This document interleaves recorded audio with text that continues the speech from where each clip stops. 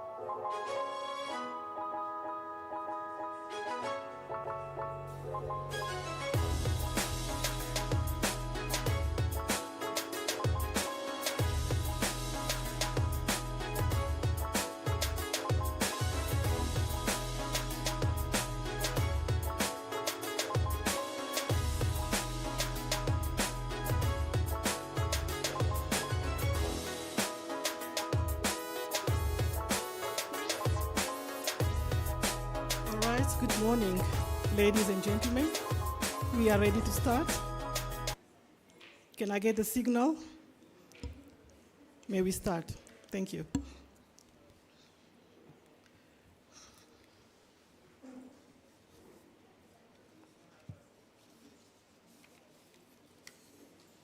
All right, before we start, let's allow the national and AU anthems to be played.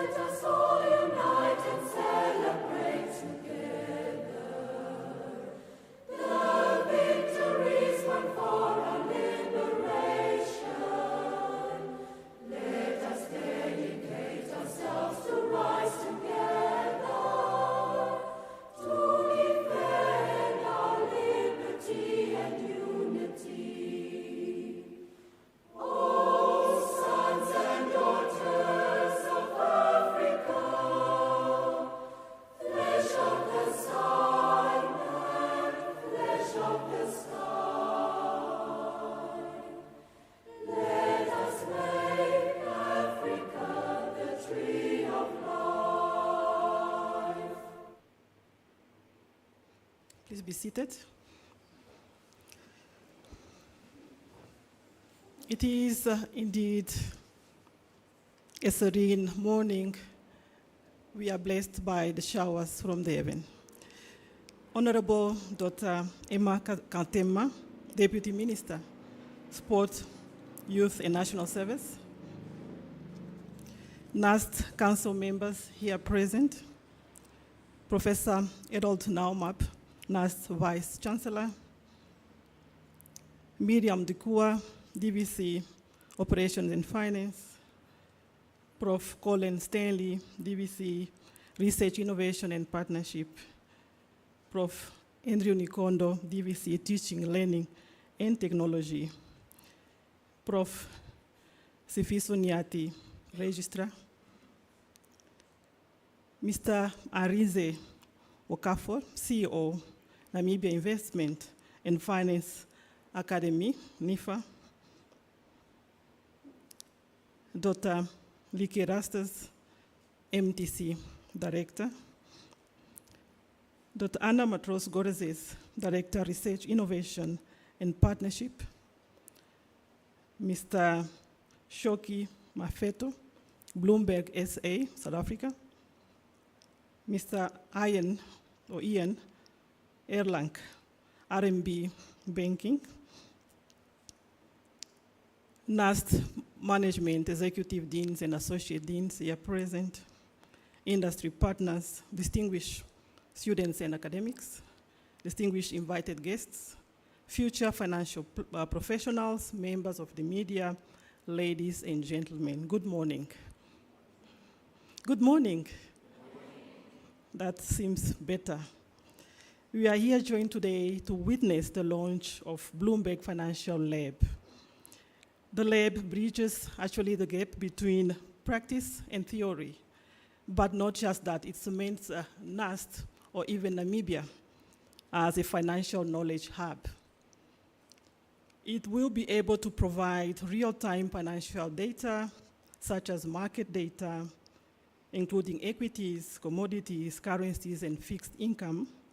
It's also a comprehensive financial tool enabler, such as Bloomberg, ASL Edzin, Bloomberg Charting, and financial modeling, risk management analysis, portfolio management, education value, which our universities and also our Namibian people will be able to benefit through real-world simulations.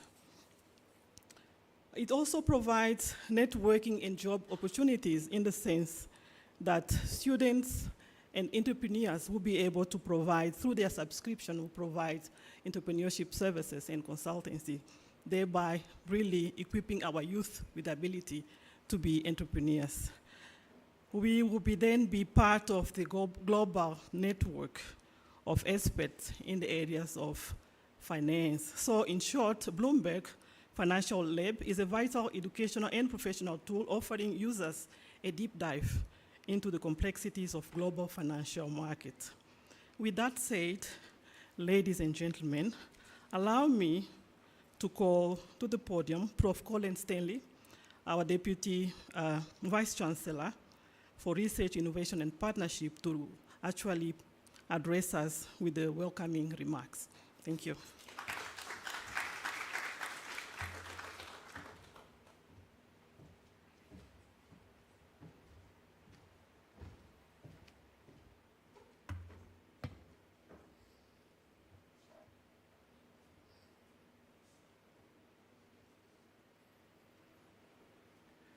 Director of Ceremonies, you mentioned rain.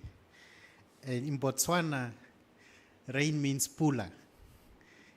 And pula is money. And we're talking about finance today. What a coincidence. Let me also extend on the protocols that you have already established. Honorable Dr. Emma Katema, Deputy Minister for Sport, Youth, and National Service.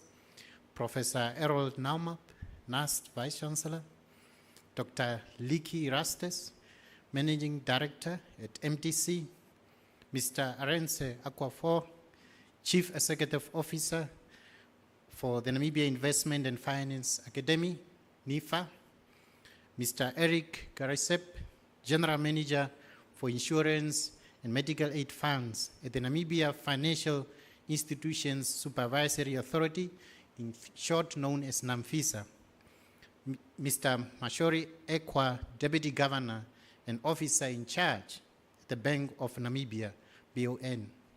Mr. Josephat Mwatatele, Chief Executive Officer at the Namibia Savings and Investment Association, NASIA. Mr.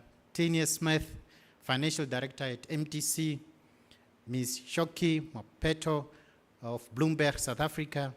And the Executive Management of NAST, Executive Management of MTC, industry partners, distinguished students and academics, distinguished invited guests, future financial professionals, members of the media, ladies and gentlemen, good morning.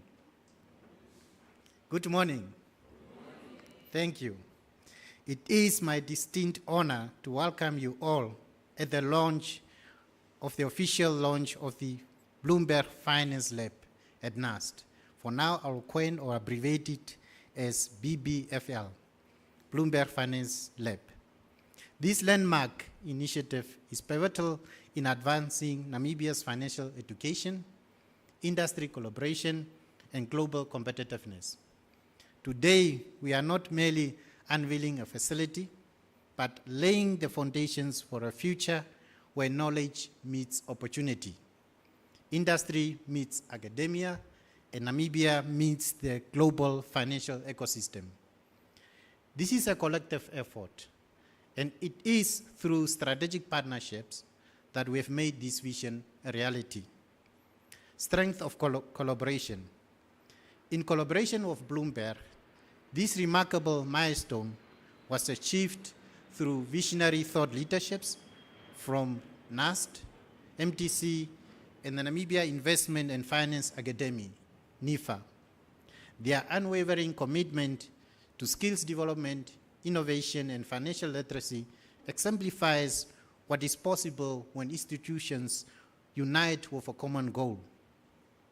The Bloomberg Finance Lab is more than just a cutting-edge technology.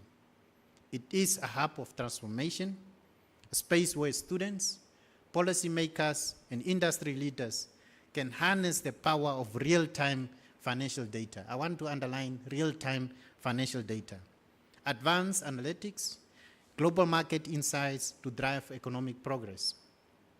A game changer for Namibia's financial sector.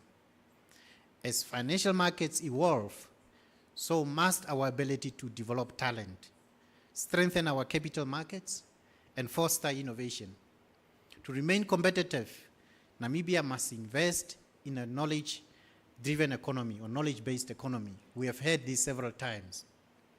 Now, the Bloomberg Finance Lab, or BBFL, will enable our students, researchers, and industry professionals, number one, to access global financial data to enhance market insights and economic decision-making. Two, develop advanced investment and risk management skills, which are critical for fostering a resilient financial sector. Thirdly, bridge the gap between theory and real-time application, ensuring that our graduates are academically prepared and industry-ready. Now, industry, government, and media a shared responsibility. This launch is not just an academic milestone for us, but is a national priority. Strengthening our financial ecosystem requires a commitment from a collective government, industry, and academia. Institutions like NAST and industry leaders such as MTC, NIFA, and Rand Merchant Bank, RMB, must work hand in hand to nurture a generation of professionals equipped with the knowledge and the tools and expertise to navigate the modern financial markets. Additionally, the media plays a crucial role in amplifying this initiative. By bringing visibility to the opportunities the Bloomberg Financial Lab presents, you can shape public discourse, inspire future generations, and reinforce the importance of financial literacy. Your role is integral in bridging knowledge, policy, industry engagement. Now, allow me, Director of Ceremonies, on final thoughts to take a pause on what we are seeing on our NAST logo that has transformed this year. NAST is celebrating its 10th year anniversary as a University of Science and Technology with the theme, A Decade of Eminence, celebrating education, science, and technology for development. Now, eminence means a place of rising ground. NAST is rising. As we celebrate these 10 years, it's critical that we take a step back and reflect on the last 5 years of those 10 years under the leadership of the Vice Chancellor through his thought leadership. And one of the key achievements of those last 5 years is the high-tech transfer plaza select, HTTPS, where we are today. Concept that connects ecosystem, concept of ecosystem that connects industries and universities.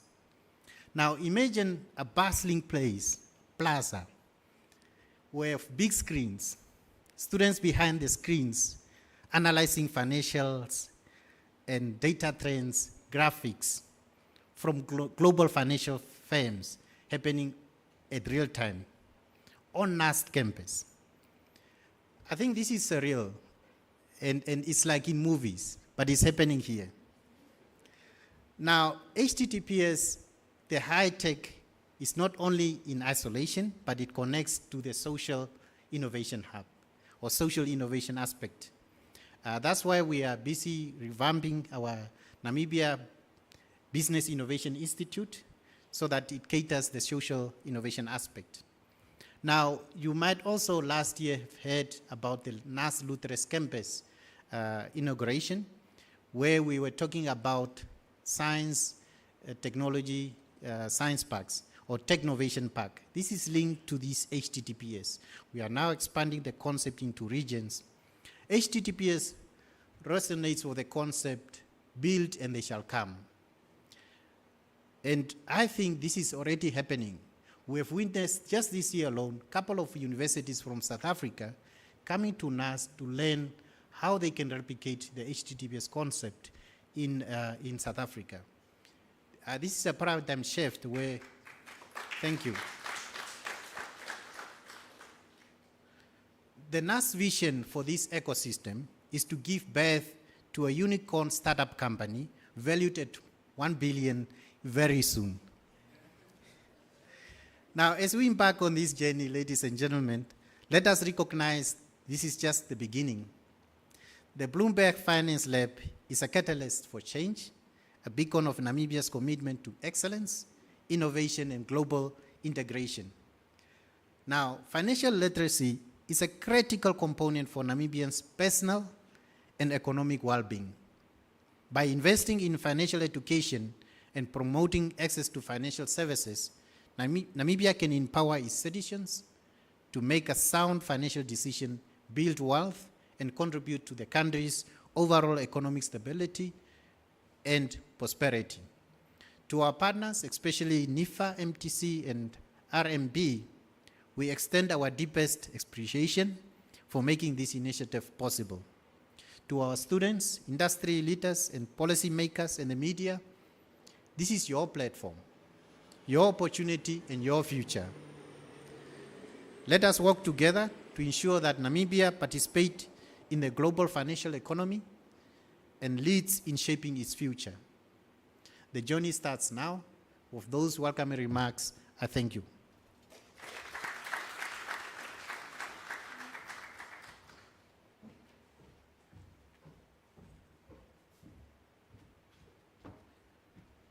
Thank you very much, Professor Stanley, for these welcoming remarks. What do we say? Are we not inspired? Another round of applause, please. From the welcoming remarks, I was excited by the marketing mantra here presented, which states, knowledge meets opportunity. So we can adopt that, isn't it? Because knowledge really meets opportunity, and that's why we are here. And also another marketing philosophy, the BBFL. It makes it easier, isn't it, to remember? So that's what we teach in the classroom, make things easier. We actually teach about the KISS principle, keep it simple and easy, somehow like that. So BBFL stands for Bloomberg Financial Lab, and it's here to stay. And we shall make good use of it. As we celebrate our 10th anniversary, we really recognize this as a priority. We need to strengthen our education system. We need to create jobs. Entrepreneurship is the way to go. And Professor Stanley delved into that. And thank you very much for your presentation. So with that, we are ready to move to the next component of our program, which is the keynote address by our Honorable Deputy Minister, Emma Kantema. But before she does that, I'll request our Vice Chancellor to do an introduction. I was told to call Prof. Nauma, so you are being put on the spot, but I'm ready with the... Yes. I think you will do justice to do that. This is yes, the entire citation. Thank you.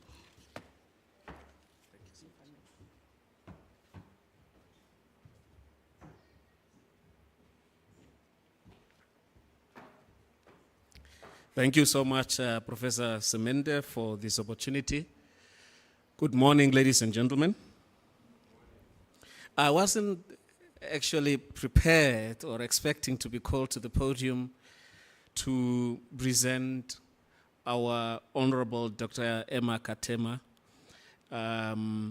to deliver the keynote speech this morning, but I regard it as a distinct honor to do so. I think that perhaps colleagues internalize in their discussions and say, who's the most ideal person to introduce our very dynamic and very, what's the word that I can use now? Profound leader this morning.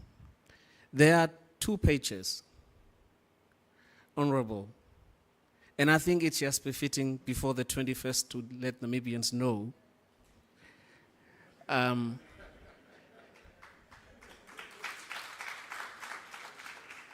they've really gone all out to give this profile. Honorable Dr. Emma Kantema is a distinguished member of parliament and a member of parliament elect also. Should I add it? Yes. Yeah. And the deputy minister in the Ministry of Sport, Youth and National Service. Her career is marked by significant contributions to the public and corporate sector, having previously held the role of executive director within the same ministry and carrying valuable experience from her time with the Social Security Commission as company secretary and acting CEO between 2015 and 2016. Dr. Kantema's academic journey recently culminated in the attainment of a doctorate in business administration, with research delving into the determinants of success for youth-owned small and medium enterprises in the Kavango region of Namibia. This prestigious qualification enhances her extensive academic portfolio, which includes a master's degree in business administration with a focus on corporate governance and corporate strategy, natural resource management from the Namibia University of Science and Technology. She has also earned a postgraduate certificate in strategic leadership and management from the University of Coventry in the UK, an advanced certificate in corporate governance from UNISA, and a certificate in managing social security pensions from the University of Witwatersrand. A visionary corporate governance and advocate for youth. Dr. Kantema is a founding board director for the Namibia Civil Aviation Authority, has served as a council member for the Namibia University of Science and Technology, and has held directorship roles at NIPAM, Governing Council, and as a founding director of the Namibia Institute of Corporate Governance. Her current role as a trustee for the Semnioma Marine and Coastal Resource Research Center, Sanumar, further underscores her dedication to the development of Namibia. Dr. Kantema's commitment to fostering youth empowerment and advocating for excellence in corporate governance is not only reflected in her professional work, but also in her scholarly pursuits. Her doctoral research equips her with unique insights that are invaluable to crafting policies and strategies to elevate the entrepreneurial spirit among the young people of Namibia. Ladies and gentlemen, Honorable Dr. Emma Kantema.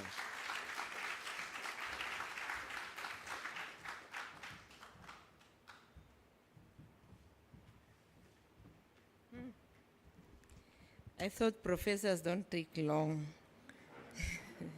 Thank you very much, Professor Naumab, the Director of Ceremonies for this event, Professor Semente. I also want to acknowledge the presence of the Managing Director from MTC, who's one of the strategic partners, the NAST Council.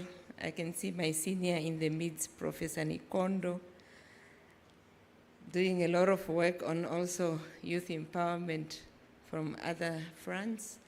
I also want to recognize the leadership of NIFA, and I'm learning the abbreviation BFLL. Sounds good, right? And also the colleagues from the Bloomberg South Africa, and very important, the future financial professionals. I think that's what caught my eye. Among all the salutation, distinguished invited guests, members of the media, a very good morning. Don't be biased. The way you greeted the professor was different from how I'm being greeted. Thank you very much. It's very exciting to be here. You know, it's my second time to be at the center, the plaza. And every time I walk here, it feels like you're somewhere else. So I agree with, who was it, the professor, Stanley, who says it feels like you're in a movie. So it always feels inspiring for me. It's a platform where innovation seems to thrive. And it's not by coincidence that we are back here today to launch a very exciting initiative. It's an honor for me to be part of this launch that will see Namibia's first Bloomberg Finance Lab to be launched on our soil. That, to me and to the ministry that I serve, is a beacon of progress and innovation. As they say in the finance world, and I quote, if you have to focus often. And I can see Nasty's focusing often. Today, we are focusing a future that's brighter for the youth and for our nation. As Africa's growing population is getting better educated, and I'm sure we've all read several reports, African countries are developing at an unprecedented rate a pool of talent. Skills development, as we know, lies at the heart of the African Union Agenda 2063. Therefore, initiatives such as this lab will provide us with an improved access to quality of skills development that matches the employment opportunities. For me, I think this is the most important part that this lab will provide. It will be key to driving the productive transformation of Africa's economy. I'm therefore pleased to see the strategic partnership of this nature that is between NAST, MTC, RMB, and the academy and the private sector that will ensure that at least we provide this access to the skills that's needed for us to match the market, and also to improve the access to quality skills, especially when it comes to reskilling. We know that the job market is changing and we cannot stay stagnant. In order for us to boost our growth prospects, to harness the demographic dividend, we know that Namibia is one of those countries that are very youthful. Our population stands at 72% of young people. Ladies and gentlemen, this facility is more than just a hub for financial literacy. It's a gateway for our students and professionals to acquire globally competitive skills. Thanks to the visionary partnership between NAST, MTC, and the Namibia Investment and Finance Academy, as well as RMB, our young Namibians are now going to be part of Bloomberg's vast network, tapping into the cutting-edge technology. And very important, it was emphasized already by two speakers, real-time data. They say that data is the next gold. So that is very important, and we are excited to see that our Namibian young people, our Namibian professionals will have this opportunity. That because we know that the real-time data used by Bloomberg have over 325,000 global subscribers. We know that the digital revolution has created a large demand for green skills, and Professor Naumap, I think during our briefing, mentioned how these data can help us even to have early warnings for agriculture. So it's not just in the finance sector, but even issues of climate change, issues of improving productivity by using technology, especially when it comes to farming. In most African countries, skills gap remain the widest intermediate digital skills. I'm therefore excited that this program will address employment informality through skills development and opportunities for decent jobs that will improve productivity, access to social protection, job security, and working conditions.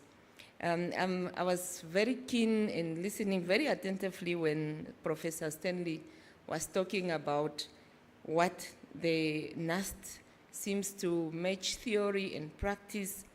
It takes me back to a research that I've done during my studies for the doctorate, where I looked at the factors, I assessed the factors that influence performance of youth-owned SMEs. And one of those factors are training, skills development, incubation, access to capital, very important, and also access to market. So for us, this platform, for me, I think I'm one of the most happiest person because it's addressing some of my recommendations that I made in the studies. And at government level, we remain committed to ensure that we provide a conducive environment for our businesses to thrive, especially when it comes in the finance sector. We have seen the Regulation 28 of the Pension Act, the Act of 24 of 1956, the one that compels or that regulates the unlisted investment managers, which is very key, especially when it comes to the financial professionals that we want to create. The SME financing strategy that also advocates for the credit guarantee scheme is very important to ensuring financial inclusion because it then provides the access to capital that we know, especially when you speak to young people, these are often the barriers that they mention: access to capital, access to market, and also is the venture capital fund that I've mentioned. I see one of the trustees are here. So please do ensure that that venture capital runs, because all these initiatives that government has put in place to ensure that we address the issues of access to finance.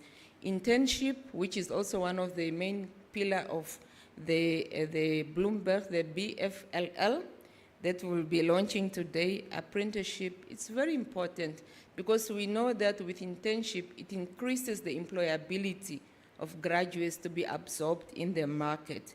And not just the employability, but it also gives them the much needed exposure. Africa overall has a higher share of informal employment than any other world. I read a report that was produced by the African Union. It's the report, an economic report, Africa's Development Dynamics 2024, Skills, Jobs, and Productivity. I urge you all to read it. It's very interesting because it then speaks to, and it estimates that in Africa, we stand at around 82% of workers in the informal sector, or informal occupation, sorry, compared to in Latin America, where it stands at 56%, and in the Caribbean and in Asia, it stands at 73%. So for us, these are some of the initiatives. We are making inroads so that we make sure we reduce from the 82%. I'm therefore confident that through the certification of this training that BFLL will provide, we'll be able to provide a better environment for our professionals and our SMEs to thrive. For too long, we have relied on importing expertise, especially in the finance sector, while overlooking the potential that we have within our borders. By integrating structured apprenticeship and workplace-based training, we can bridge the gap between the academic learning and the industry needs, which is very important. Businesses across various sectors must embed skills training into their models, and I'm seeing a lot of business people, CEOs, managers, industries that we need so that we are able to reap the rewards of increased productivity and innovation. Ladies and gentlemen, job creation is very important. It's not just a responsibility of government, but I'm sure that together, when we have a partnership like this, we are able to equip our young Namibians with the much needed market relevant skills. Public-private partnerships are very essential to ensure that education aligns with the industry needs. I've just spotted Mr. Ekanjo in the audience, and it reminds me of their internship program that they launched a couple of years ago. So these are the initiatives that we need to ensure that we are not just producing graduates and putting them in the streets, but also giving them that launchpad that they need to access the labor market. Director of Ceremonies, the future of Namibia's workforce depends on our investment in young people. And today, I urge all industry players, policymakers, and educators to actively shape the next generation. I would like to pause here and reflect the words of Theodore Roosevelt, who then talks about the men in the arena. So that's how I want us all to be. And he says, it's not the critics who count. It's not the ones who look at it to wait for us to fail, but the credit belongs to the men in the arena, the men whose face is marred with dust and sweat, and the men who's not scared to err, but to try. And that's what I want us to be reminded of today, because together we can build a Namibia where every young person has the opportunity to succeed. Together, we can drive economic growth through skills development and industry collaboration. And together, we can ensure that Namibia's youth are not just prepared for the workforce, but are leading into the future. We are living in that movie that we want to be. We are dreaming and we are reaping the rewards. As Bloomberg would remind us, and I quote, "The best way to predict the future is to create it." And I thank you.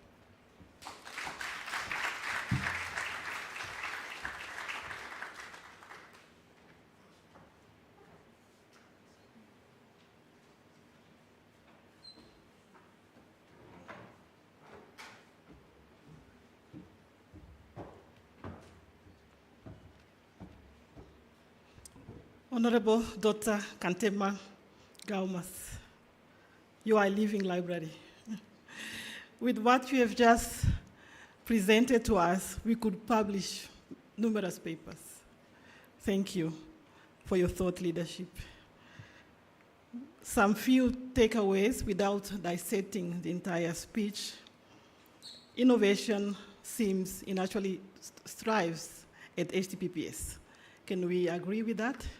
We are the center of innovation.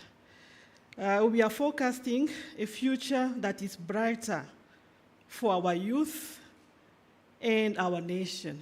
Well said. Thereby providing improved access to quality skills development.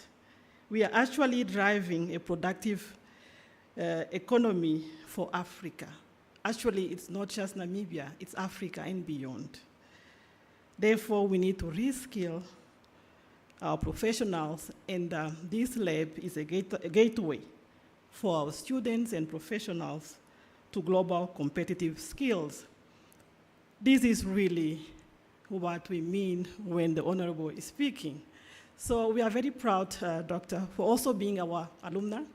We take cognizance of that and we really cherish the fact that we're part of our corridors in one way or another. So without further ado, I would like to first of all request another round of applause to the Minister, Deputy Minister. Thank you very much. The next item on our program, I've swapped them if you've noticed, to really give the eminence that our Minister deserves. Therefore, our next item is the overview of the Bloomberg Laboratory by Mr. Rinze Okafor, the Chief Executive Officer of Namibia Investment and Finance Academy. You have the podium. Thank you. Round of applause.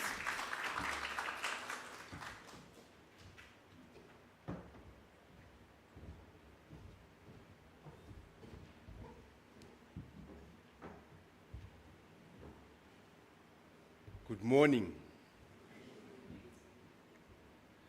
I would think as the more speakers come, the good morning would increase. But I think taking after such a soul-searching, touching keynote address by the Honorable Minister, I can understand why we are still reflecting. I stand on the protocols that have already been established. Honorable Minister, we are really grateful for your presence, NAST leadership, and esteemed captains of industry. It's a profound honor to stand before you today at the launch of the Bloomberg Finance Lab. It is really a pivotal moment for us as Namibia. We're not, and I echo my fellow speakers' sentiment in saying this is not just a facility.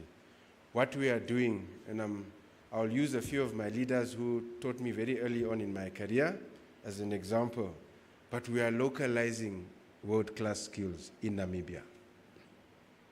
We will no longer have to export our brightest minds, and I'll touch on where the Minister mentioned on this important pension fund regulation in terms of localizing skills. But why does this lab matter? So I'm here to provide the overview. So let's be honest. As a society, why is it we don't worry when our kids, for those who have children, when you're in grade 10, 11, you're not so worried. Why? But it's because we have options. We trust our education system.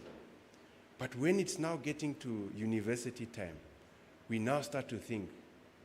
So Wits was good, Honorable Minister. Stellenbosch, London, they're fantastic. But what do they have that we don't have? Some of them is infrastructure like this. The second one is tools like a Bloomberg. And the third one, which is most important, is industry participation. We can't get some of our captains of industry 2 days away from the job is difficult, talk less of 2 weeks. But workshops, you can get them to come and teach our children. And I have a very personal story that's attached to this Bloomberg lab. For those that may not know, Honorable, I'm a product of a Bank of Namibia graduate program. And for those who also may not know, I see one of my seniors, Emmanuel, is here. So I came back with a master's from University of London, fantastic university. But my first task was assessment of eBank's banking license. So even all the way in London, I was still taught here. So that says a lot. And furthermore, within 6 months, only with 6 months of Bloomberg training, and at the time, Honorable Shimi sent me to the World Bank. S&T was fantastic though. But on a serious note, that 1 week training set me up. I was only trained virtually on a Bloomberg terminal, and 1 week later, after coming back, I was entrusted in managing our country's global reserves to the tune of 100 million USD. That says a lot, and I think that speaks about our country's capacity. And that is essentially what this Bloomberg does for us. So it's really just a tool. But why is it powerful? So as the Honorable Minister mentioned in my previous speakers, we are going to have globally accredited certifications on demand. One of them is called Bloomberg Markets Concepts. So for those that don't know, so you see some of our asset managers and captains of industry are here. So it teaches you the basics from commodities, markets, economic indicators, fixed income, equity, portfolio management. Those are all the tools that make us sound clever. We want to democratize that knowledge. Apologies. So I'm used to speaking without a speech, so you can see what's happening. The second one, Bloomberg Finance Fundamentals. In our mind, it's a game changer. It's for non-finance people, meaning teaching our entrepreneurs and young graduates the basics. What is GDP, interest rates, the things that affect us every day. I see one of the central bank representatives is here, so they know we don't need to be angry when Bank of Namibia increases interest rates. It's due to the lack of knowledge. But when we understand, we know that they're helping us make the goods that we purchase on a day-to-day basis affordable. And the last one, very topical, ESG. I think we use it a lot. Environmental, social, and governance is also part of the certifications that will be offered here.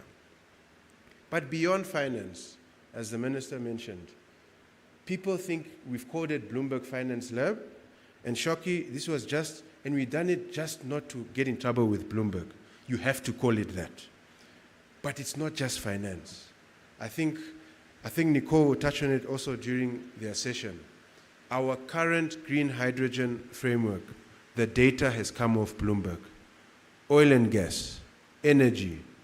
I learned the other day when I was going through the terminal, supply chain logistics, which I think is a key offering with NAST as well. It's also on the Bloomberg terminal. So this cuts across all of the sectors.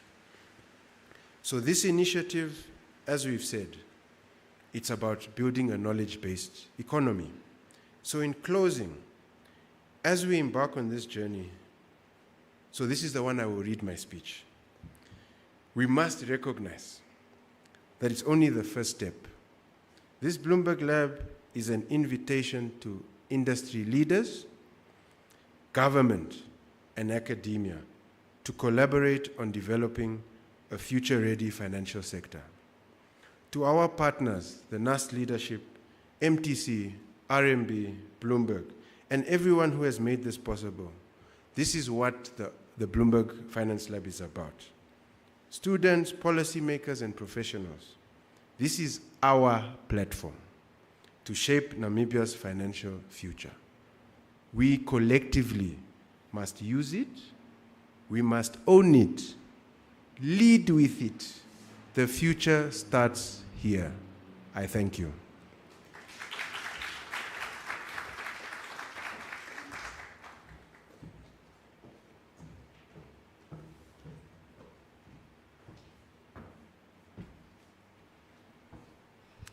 Mr.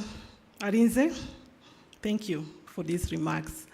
What do you say? Another round of applause, please. I couldn't help but think that you are a deep learner. When we take courses in postgraduate teaching, we learn about surface learning and deep learning. So what you have demonstrated here, you have demonstrated that you have reflective abilities and that you are a deep learner. A deep learner is able to actually multitask and combine the various learning aspects from one class to another class, from the real world, really come up with something. And that's what you have exemplified with your presentation today. A round of applause. Therefore, today, in partnership, we have the Bloomberg Lab that will be able to provide Bloomberg Market Asset Training, Bloomberg Finance Fundamentals, and ESG, Environmental Social Governance, amongst other certifications. Thank you very much for your presentation. So we are now ready for the panel discussion, and allow me to call to the podium the panelists in the order in which they appear in the program. Prof. Harold Naumap, our Vice Chancellor.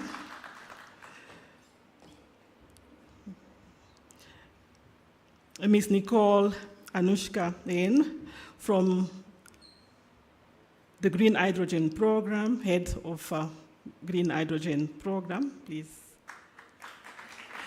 That's not correct. I'm reading from here. Head Financial Transactions, Green Hydrogen Program. I think that's the correct. Thank you. Followed by Mr. Enrich Garizep, GM, General Manager, Insurance and Medical Aid Funds.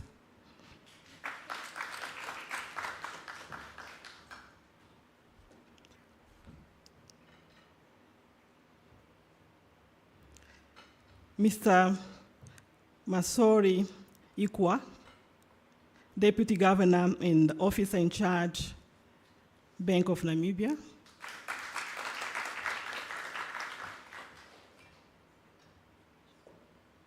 I thought the music would be playing as the panelists are coming to the podium, but I think they will do justice after the discussions.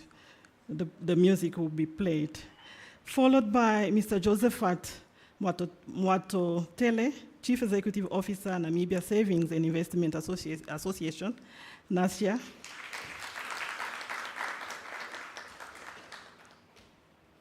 And finally, Mr. Tyner Smith, Financial Director, Mobile Telecommunications Limited, MTC.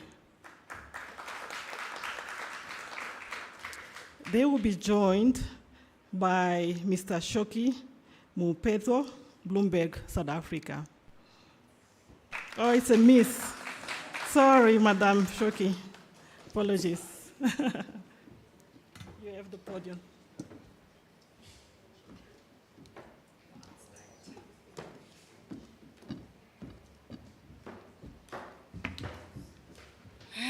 Good morning. I stand here as Mr. Shoki Mapeto.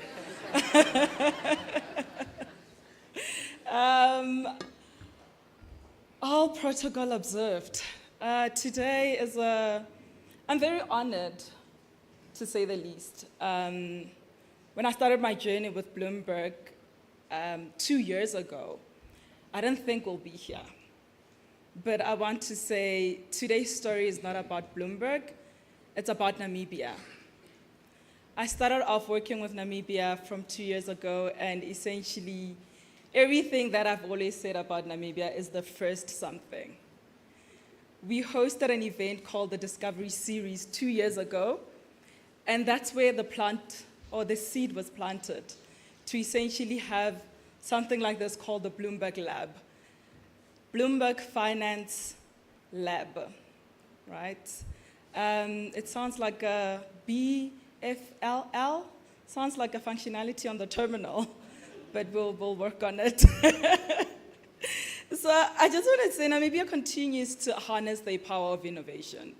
And this is by doing things like driving economic development through sustainable finance. And this is why today we find ourselves standing here in this moment whereby we are hosting our first ever finance lab within Africa. It's not just Namibia, it's within Africa. Not even South Africa has this. This is a very turning point, and I think it also speaks to your recent elections where you're going to be swearing in your first female president. You know, it's a whole turning point for Namibia. And I think I'm simply on the sidelines just cheering Namibia on and looking to see what will be birthed out of this. I just wanted to ask, are there future finance professionals in the house, or is it just us with suits and heels? Okay. But for people who are in here, I just want us at least urge ourselves, for us professionals who are already in the market, to say, this lab is not ours. It's for the future financial young professionals that are coming up. Let's urge them to use it. But where we get in is our knowledge in the market, our skills, our know-how, our best practices. There was a lot of mention regarding Bloomberg being a real-time access for data.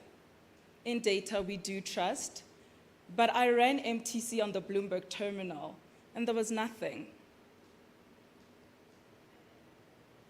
We need to make it relevant. We need to make it work for us. The Bloomberg terminal is the most widely used financial tool in the globe. Why are we not part of it? Where is our data being reflected on the actual terminal? It's my job and your job to essentially ensure that that terminal showcases Africa, showcases Namibia, what we work on. We have a lot of partnerships with Namibia. We are no stranger to Namibia as Bloomberg. We have worked with the likes of the green hydrogen teams using our Bloomberg New Energy Finance, sustainable finance, which continues to aid research. And essentially, this is why we find that Namibia is very comfortable in the fact that they want to be a leading market indicator in terms of green economy, right? We are no stranger to the central banks. We have helped with their market infrastructure using our terminal to essentially aid auctions. We are no stranger to institutions like the Government Institutes of Pension Fund, whereby they host their portfolio management and risk management systems within our tools. So let's make the terminal reflective of what Namibia is, what we stand for, and also what we essentially want to drive ourselves and attract investments at the end of the day. right? Energy generation comes from institutions like NAST, whereby financial professions that are coming in the future would essentially aid themselves to come up with solutions that aim to solve problems that are unmet within Namibia. This is by the Bloomberg Finance Lab would essentially drive towards. And us as Bloomberg, we just want to say we thank you for the opportunity and allowing us to be part of this journey. You could have picked anybody else, but we are the best. And we truly, truly do hope that next year, this time around, we'll be back here running a hackathon in partnership with RMB, green hydrogen programs, looking at things like ESG, financial reporting. How does the change in our pension fund regulatory looks like? And these are the things that we're looking to aim towards. Building that bridge between practicality and the research and the academic knowledge. Let's make financial professions from Namibia well-renowned, competitive, and essentially the best to employ, best in class. We can do that. And these are the things that we will aim to achieve with the Bloomberg Lab. And yeah, I will go to my panel. Sorry for the speech. So I'll put it on Arenze. Arenze did not give me a bias. I would have loved to read the bias and indulge and immerse myself in terms of the great professions. When I saw the people that will be part of the panel, I was like, I am a little undereducated for this. But I'll start with Prof. Errol. NAST is a leading institution within Namibia. And we just wanted to talk about the gap in terms of understanding how do you align the NAST profession, or at least the students within NAST, how do they align their financial skills with what the industry needs?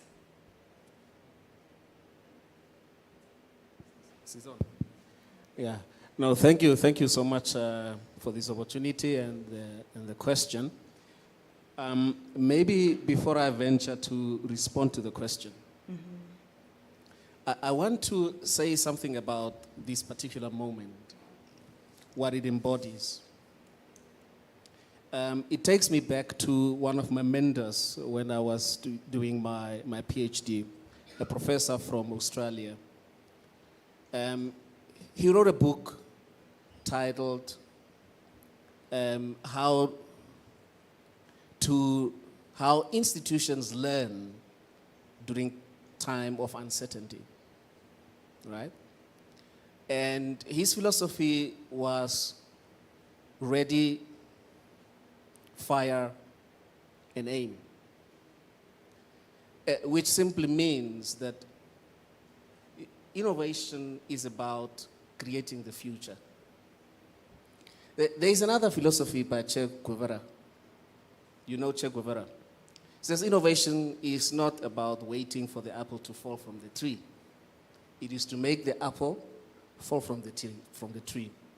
So this particular moment for me is an embodiment of foresight. You were talking about you cannot wait to see what it would birth. What it would birth is what we will create, because it doesn't exist. Mm-hmm. That's the fundamental ideology of what this financial lab would be.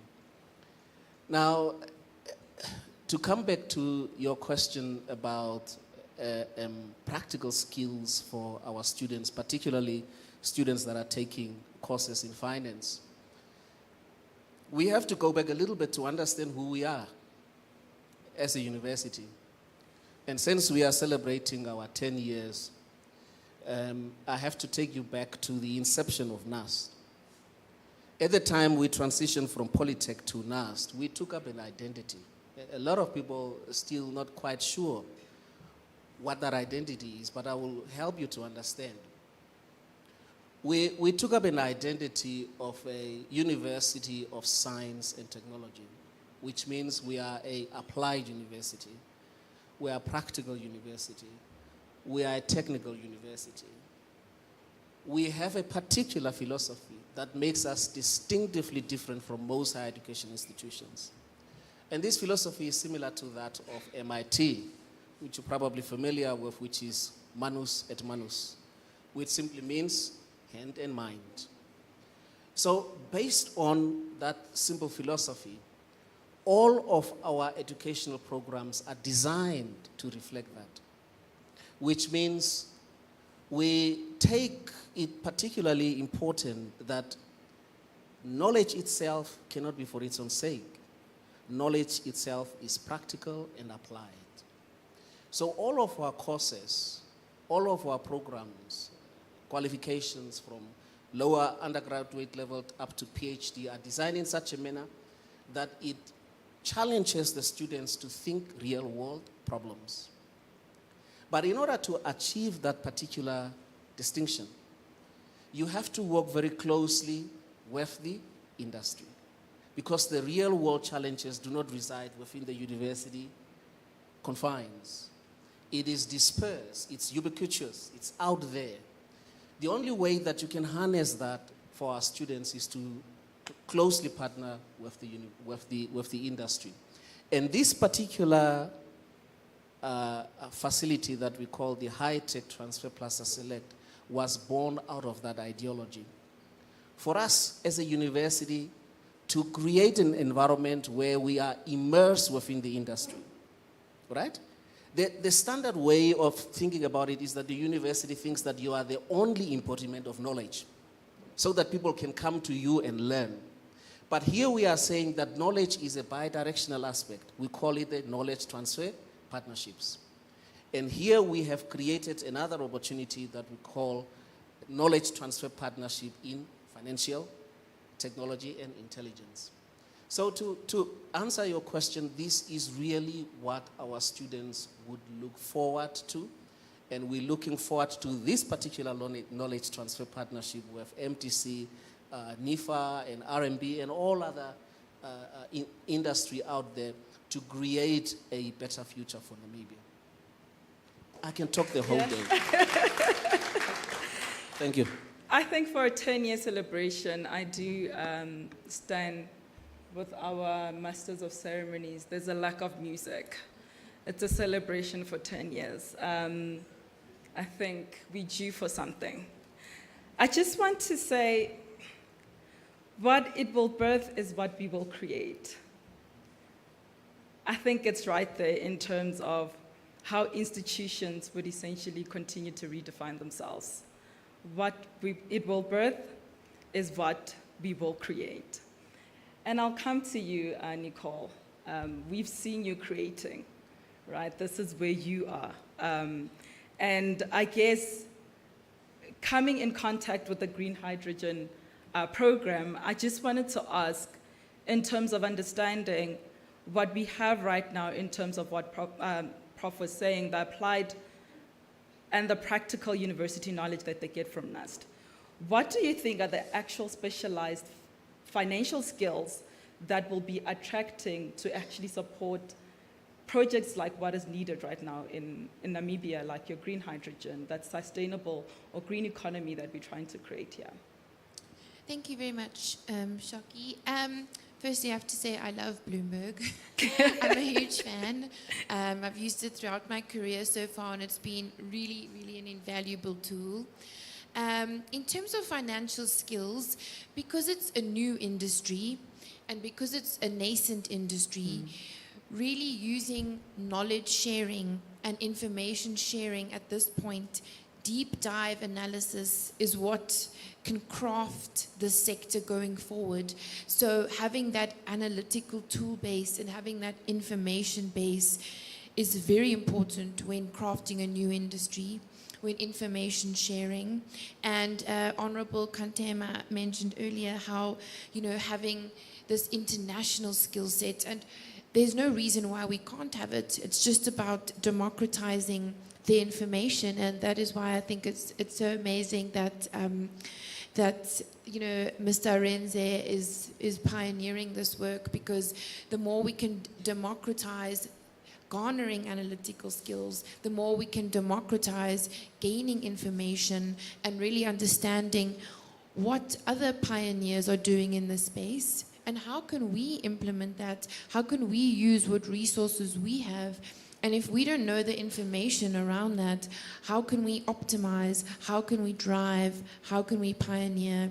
And we're also working with, at the Green Hydrogen Program, we're working with Bloomberg New Energy Finance to actually input Namibia's green hydrogen and derivatives, so the fuels, the green ions, etc., actually putting that into the Bloomberg portal so that not only is it useful from a skill point of view for future pioneers in the space, but also for investors to know what's going on here. Because again, we really want to democratize the information. And from a skill set point of view, just already having access to that information is already an amazing leap forward. And then utilizing kind of balance sheet analysis, valuation analysis, kind of cost benefit, understanding the cost of capital in the industry. What is the makeup of the debt to equity? Where is it coming from?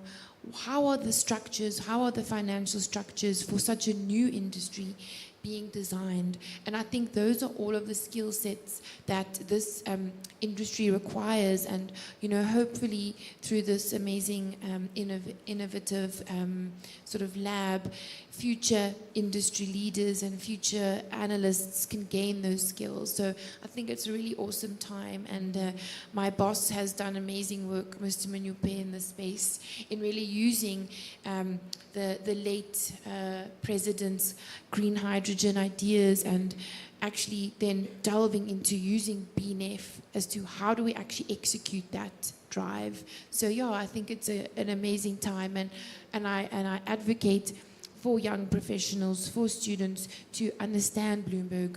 You can even go listen on YouTube, listen to Bloomberg News, it's free, and get those ideas. See how people are analyzing, see how industry leaders internationally are doing company analysis, industry analysis. There's a lot you can even do for free, just using the internet and what Bloomberg has online. Sorry, very long answer, but No. thank you, Shaki.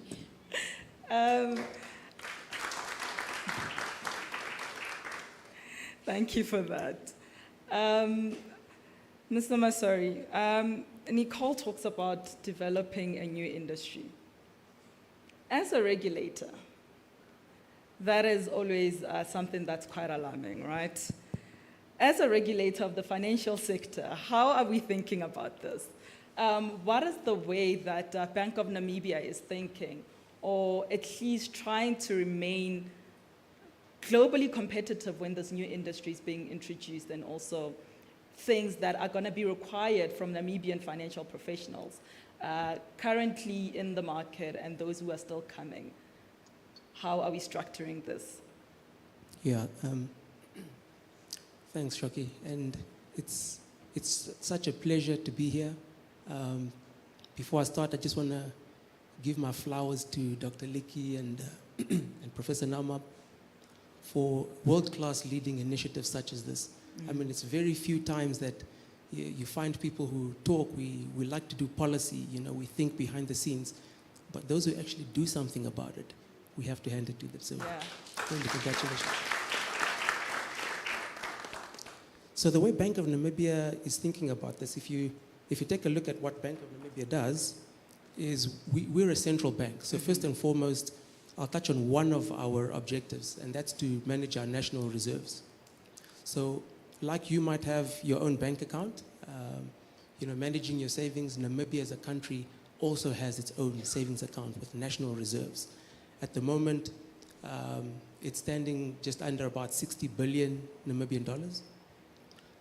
About 23 billion of that is managed locally by internal fund managers like Arinza, who's unfortunately left to the market now, so he's a product of our program. We use platforms like Bloomberg. It's what we leverage to make sure that our reserves are yielding the most returns that we can from the various global markets. Now, in order for our professionals to remain globally competitive, We look at regulatory alignment, so we also regulate commercial banks, and we want to make sure that our banks remain competitive to how the global industry is operating. So you might be familiar with something like Basel III. We make sure that we try and align to those international standards to make sure that they are compliant to those directives, that their financials are adequately managed, that they have the right people, and we use Bloomberg to leverage off that kind of knowledge to make sure that they are adequately aligning. We also have a digital and fintech focus. All right, you may have known that Bank of Namibia has recently embarked on a very aggressive digital transformation program, modernizing the financial industry. And in order to do that, in order to remain globally competitive, we have to upskill ourselves. We need to make sure that we are building capacity in order to be able to bring in new ways of thinking, new ways of doing business. Our commercial banks are not standing by, and we need to make sure that our regulations are in tandem with that drive in digital transformation. So from a strategic perspective, we're also implementing things like the National Payment Systems Vision 2025. We are currently also facilitating the National Financial Sector Transformation Strategy, and all of those come with initiatives like deepening financial markets, and that requires professionals to make sure that capital is adequately accessed by government and by professionals like yourselves. So that's how Bank of Namibia is looking at it, and I hope we can do more in this space. But yes, our underlying platform is Bloomberg, and it's quite impressive to see that students will be able to have access to the very same tools that we use behind the scenes as part of industry. Thank you, Shoki. Thank you. I mean, looking at least hearing about the digital and financial technology strategy that the central bank has taken on, it's one of the things that we like to hear, especially in the landscape that we're in Africa. I'm one of those firm believers that with financial technology, Africa can literally be on its finest and biggest accelerated growth.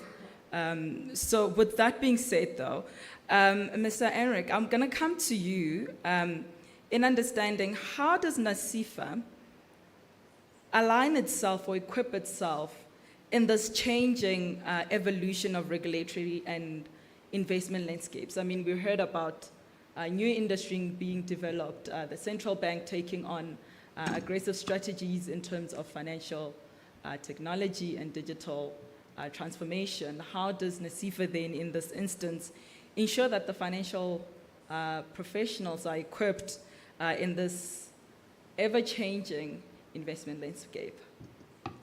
Well, thank you for that. It's actually NAMFISA. NAMFISA. NAMFISA, yes. Okay. Yeah. Well, internally, within NAMFISA itself as an organization, as an authority, we obviously have change management programs. We have capacitation, skills development, primarily focusing on initiatives such as compliance management, risk management, and I think now also corporate governance as well. But at the same time as well, we are a supervisory authority of the non-banking financial services sector. So to effectively execute our mandate, we also need to ensure that the industry as well is also moving in that direction, as well as embracing the new realities that are coming. And in that vein, we are having conversations, and we've been having conversations with the industry with regards to the skills development programs, the succession planning programs, because it does pose a significant risk. The world is also changing at the same time. Facing new kind of risks like cyber, climate risks.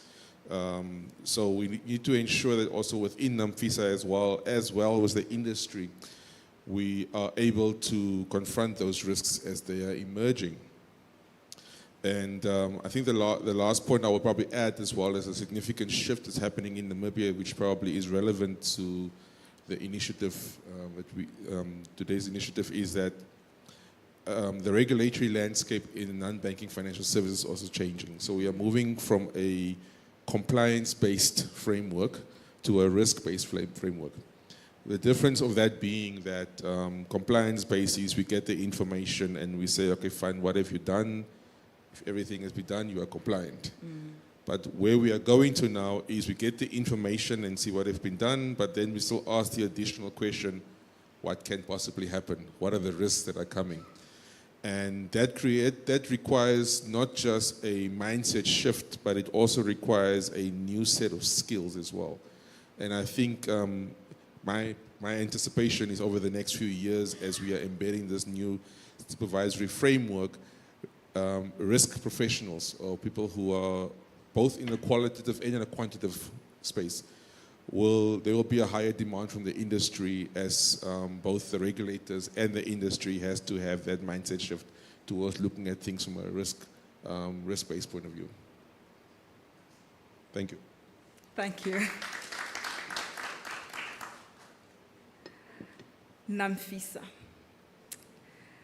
Mr. Josephet, Namfisa talks about the change in how they're thinking about their regulation from a compliance-based to a risk-based approach, given the new climate risk that we're facing and all the ever-changing landscapes that we're looking at currently.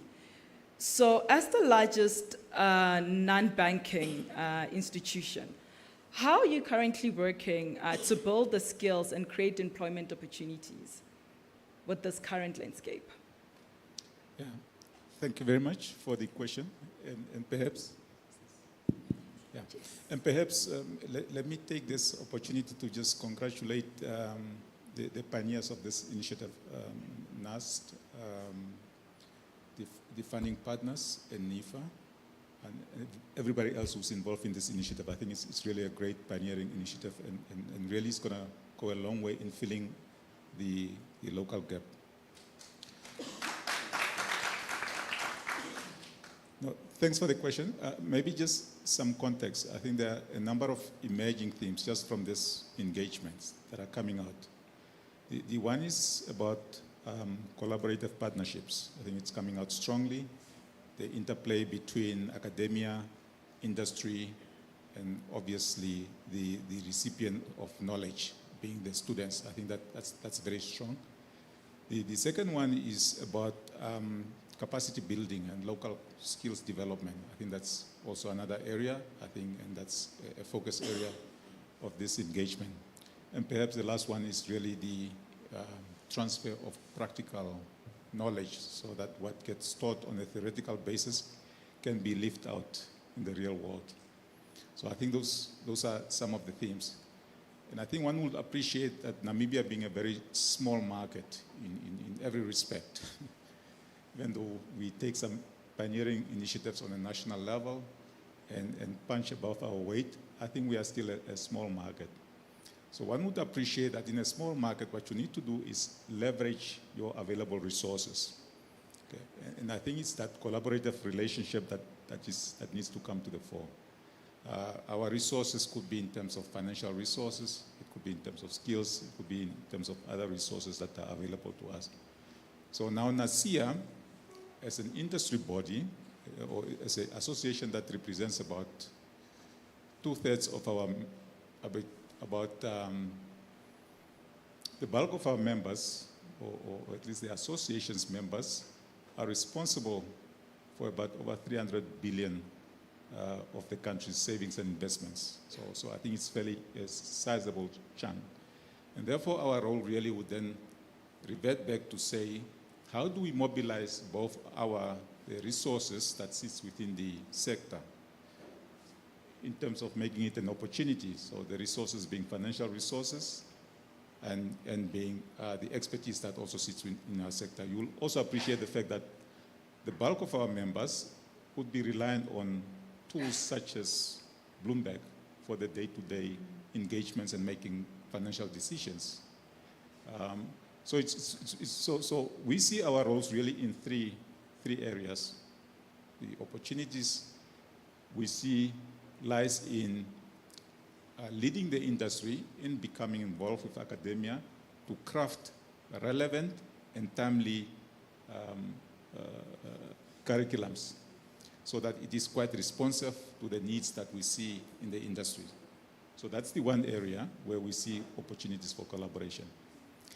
The second area that we see for collaboration is really around the area of what do we do with the skills after you have developed the curriculum, is to provide an opportunity for students to live out the academic component of it and give them practical exposure. So invariably, we have to build in practical, I suppose, practical engagements with the students within the curriculum, so that, yes, as an institution, as industry, we should be able to provide an opportunity for students to have that leg.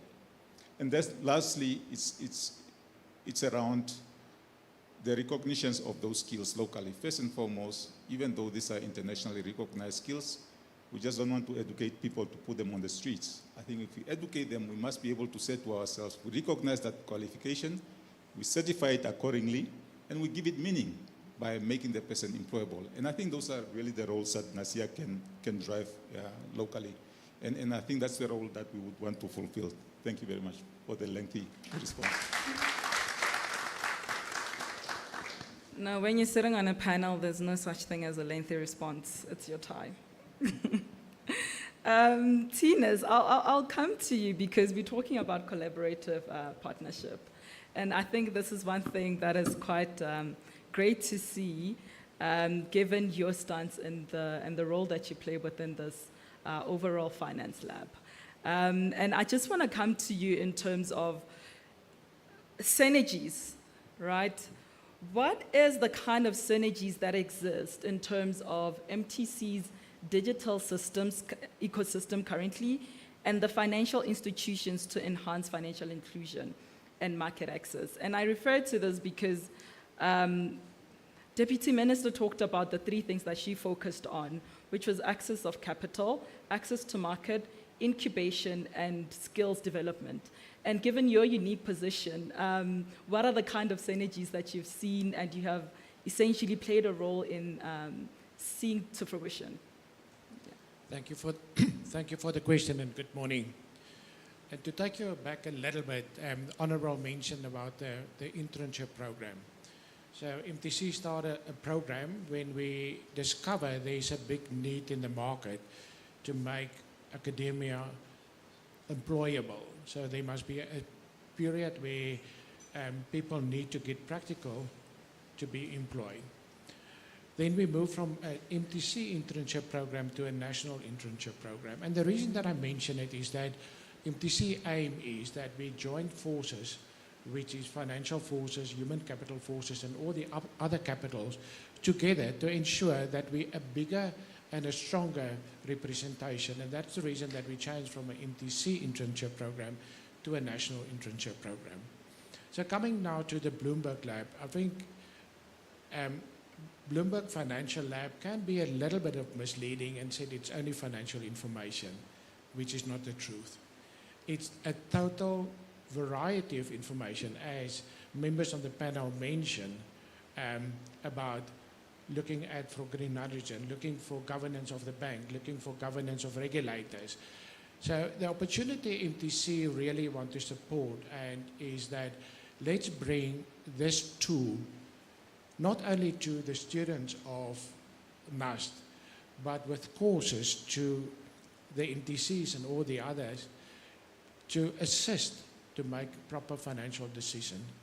So moving now to the synergy, MTC is moving into the fintech space with the launch that we quite recently do of Morris, which is for us a total neo dimension, but that will ensure that we bring the unbanked and those that in the far rural areas into the system itself. What is very important is that when MTC started 30 years back, the business plan forecasted that the maximum number of subscribers of MTC would be 25,000. Not millions, 25,000. So looking what happened from there until today, the first call was made 1995, and everyone think about it was a method of connect party A to party B. Where MTC is today, it's a connecting partner is, at the end of the day, is not making the call, is to connect data, is to connect people, is to connect businesses. So the synergy is moving towards the enabler for making the connection to all the areas, making proper business decisions. My neighbor mentioned that we are quite a small economy and that our resources are limited. So why do we want to make the same mistakes and pay the same school fees as the others already in the world? And that is the reason that we're very excited to be part and support this Bloomberg Lab. At the end of the day, I want to leave out the finance portion because it's not about what is the volatility of the US dollar. It's about what is the information available that we can make a business decision to ensure sustainability. And that brings me to the last point where we mentioned ESG. ESG is not only the social responsibility, but it's the sustainability. How we create a small unit to be sustainable. So at the end of the day, how do we ensure that the money that we put there, ensure that in 5-10 years' time, there's a proper return on investment, and that word is sustainability.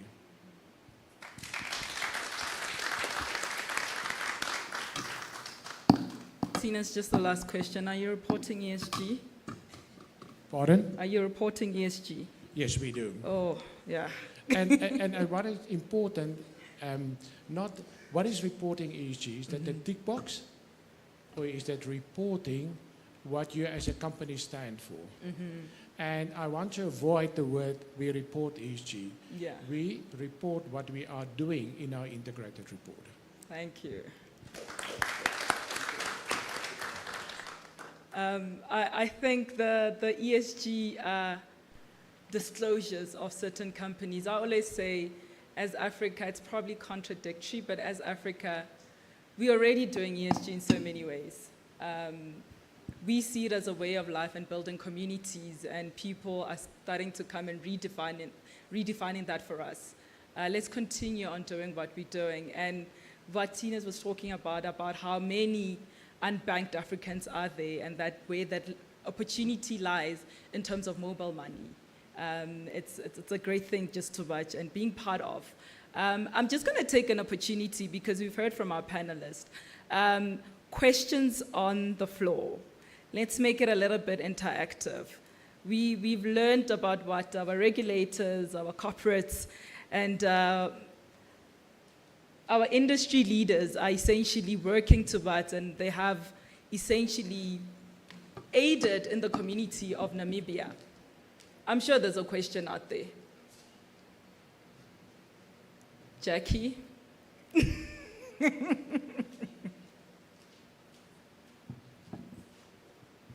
Good morning, Shoki.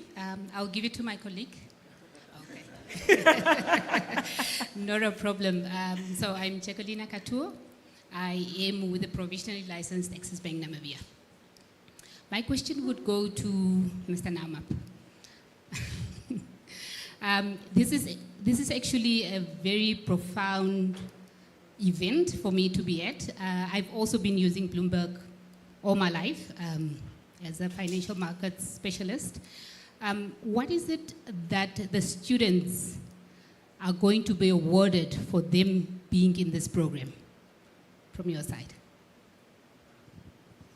Hi, since she had already directed me to ask a question, so I'll just follow up on that.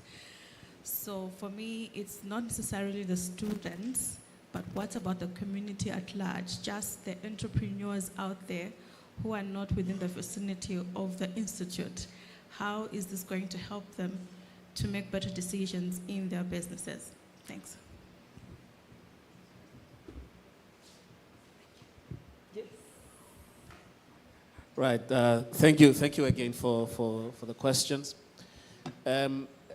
First of all, what awards are the students going to get? Perhaps two things. The first one is that we've learned from Okafor's presentation that there will be certifications on demand, which would certainly mean that students would have access to all the different portfolio of certification programs that are globally recognized certification programs that would put our students at a far more advantage than most universities. That's something that we're looking forward to. The second is we're practically inverting Bloomberg's content to influence our curricula, in a sense that we want to ensure that when students graduate with a bachelor's or an honors or a master's, they are able to benchmark that with the global best practice. So what they will get, of course, is a qualification that is NAST qualification, but of course, they will have a particular skill set that is derived from Bloomberg that other universities are unable to offer, which is something that we think will push our students to the highest levels of skills deployment. The other part is perhaps the part that is a little bit silent in the conversation so far, is about, how we can utilize this resource to conduct research, to support so many different sectors of our economy. And I think this would be at the disposal of our lecturers, our researchers, to be able to access this resource and then being able to provide solutions that otherwise would not have been possible without this particular tool at their disposal. How do we reach it? How do we reach to the entire Namibia? Of course, I think the advent of technology becomes imperative here. What we are as a university is that we have a very good spread of a footprint of the university across Namibia, north, south, east, west, whether it's a campus or whether it is a center. And there can be possibility for people to just walk into any of our regional centers or our campuses to be able to access this resource through those networks. So in essence, I think we've made it equitable, and the word that keeps coming up is democratizing. Now, the partnership with the private sector and the university makes this really a democratic aspect, which I believe that most Namibians will be able to access, irrespective of where you are. Or your level of education doesn't matter, because I think Kofar also indicated that there are different types of courses that one can access. Thank you.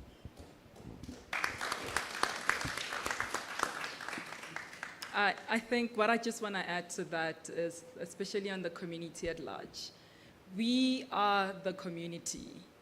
I'm seeing some of my clients here. Nicole, what about an ESG lecture? Ian, how does global financial markets work? You introduced yourself as a financial market specialist, Jackie. Guest lecture, Make the Bloomberg terminals practical as possible. Regulation in terms of using the Bloomberg terminal, even though we don't have Bloomberg, Namibia regulatory, there is benchmarking regulation on the terminal itself. How do we incorporate that with NASIFA? NAMFISA, NASIA, how do we incorporate that into the Namibian context? How does NAMFISA, NASIA get their content on the Bloomberg terminal?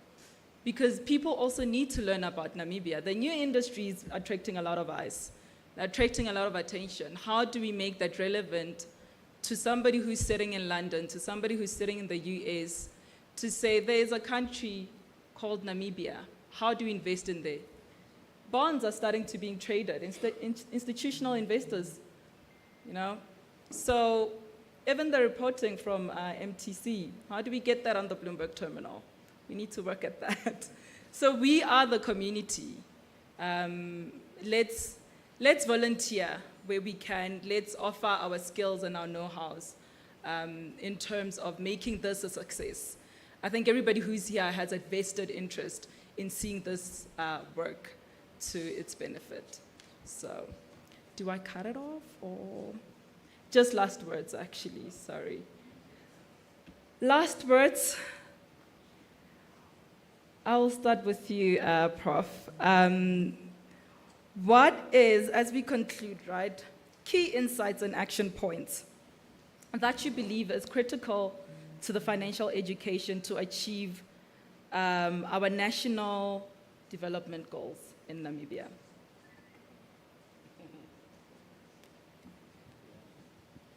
Well, thank you, thank you. We would need another 2 hours to really expand on that. But one of the things that I want to perhaps say is that this is quite a remarkable opportunity for Namibia. I say so because the future of work is changing, and one of the main issues that industry sits with is how do you future-proof the industries, particular sectors, from a smart perspective.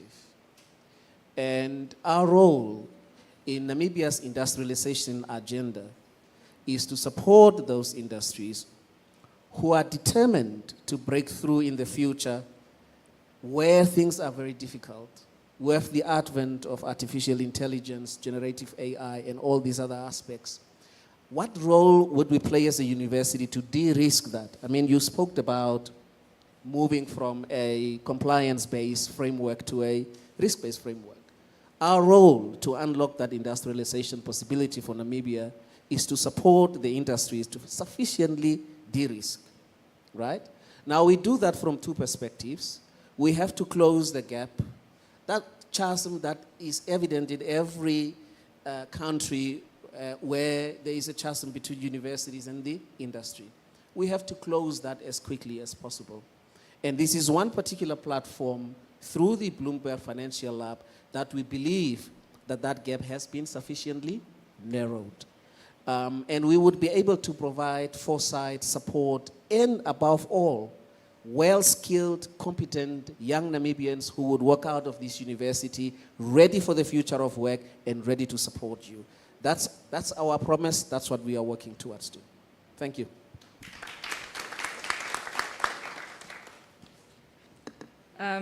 Talking about narrowing the gap, I guess my question will go to both Namfisa and Nasia. In terms of best practices, what are your summarized thoughts on best practices in terms of enhancing regulatory oversight within the financial sector development? I actually like the focus on real-time data. And what this is going to bring to the industry definitely is it's probably going to give us an affinity, or if I could even go as far as saying making us addicted to having real-time data. And I mean, I'm saying this as a joke, but it is actually very important, a serious issue. When our current legislation was written in 95, 98, you know, there was just put in there that insurance companies, various other companies in the non-banking space have 6 months to submit information to us. So you can imagine by the time we get that information, it has to have some limiting factors to it in terms of what we can do with that information. The new legislation obviously is speaking about 3 months. And it's only through leveraging technology that one can actually also, on a cost-effective basis, move from 6 months to 3 months. There's things like what's known as regulatory technology or RegTech. There's SupTech, where we use supervisory technology to return information faster to the industry.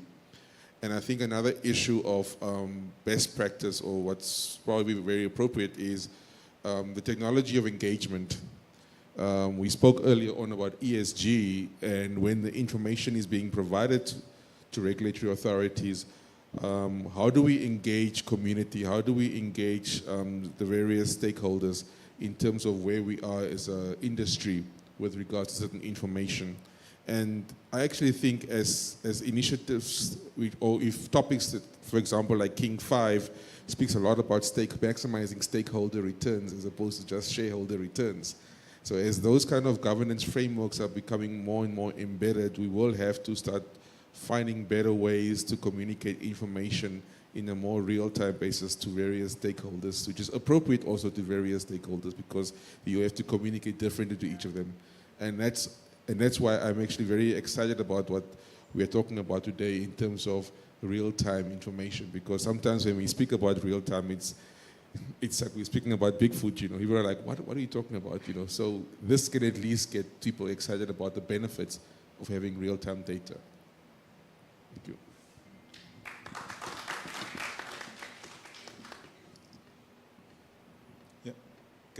Yeah, thank you. For me, the key question really is around, as a small country in a big global village, how do you become and maintain global competitiveness? How does our subsectors, whether it's the financial sector, whether it's the agricultural sector or any other important subsector, how do we maintain that competitiveness where we need to compete with everyone? And for me, it always comes back to the resilience and the investment in your human resources. It's only Namibians that can step up to the plate and play at the level that we are demanded to play. Okay? If your human resources are not at that stage, then you'll continue experiencing what we are experiencing. The shortage of skills, the importation of skills, the continual reliance on other markets to fuel your innovation. And then I think for me, a tool like Bloomberg really makes it real because A, we can benchmark what's happening out there and we can step up to that plate once we understand what's happening in the space of ESG, what's happening in other spaces in terms of financial market regulations or any other areas that we need to benchmark. So I think initiatives like this, homegrown initiatives like this, excites me because I think that's the first step of actually stepping up to become a globally competitive country. Is you must invest in your resources and they must step up on behalf of the country to play in those key sectors where you want to become globally competitive. So Bloomberg for me is really just that, this interplay between academia, industry, and other stakeholders, regulators. We need to pull in the same direction, focus on the same things as a country. Thank you.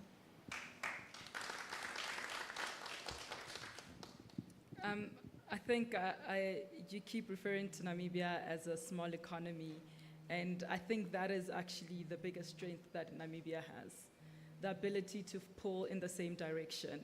And in terms of ensuring that real-time data, let's make sure that the real-time data also include Namibia. It will be a sad reality to see it real-time data, but for other regions. I wanted to say, no, Namibia, you saw it here first. Yeah. Masari, we're talking about pipelining financial professionals in the future. And I know this is something that the central bank focuses on, as Lorenzo had also insinuated about how he traveled overseas to go study at the back of being supported by the central bank. But I just wanted to talk about that support, like the local capital formation and how you continuously look out for opportunities to reduce reliance on external parties to come and feed information into the central bank itself. Yeah, I'd like to respond to that with first saying the mere fact that we're here right now at this gathering is directly responding to that question. You know, creating a pipeline of skills starts with early access to education, early access and exposure to platforms, knowledge, information, etc., such as Bloomberg through programs like this. From an industry perspective, we're taking a look at with our sister regulator, the Financial Sector Transformation Strategy, which has a very strong pillar on certifications, development, and education for the financial sector. We're looking at deepening financial markets and also industry collaboration. I think Arenza said it best in that some of these things can only really become fully successful if we partner up with our education sector, if we partner up with industry, and the community at large. Thank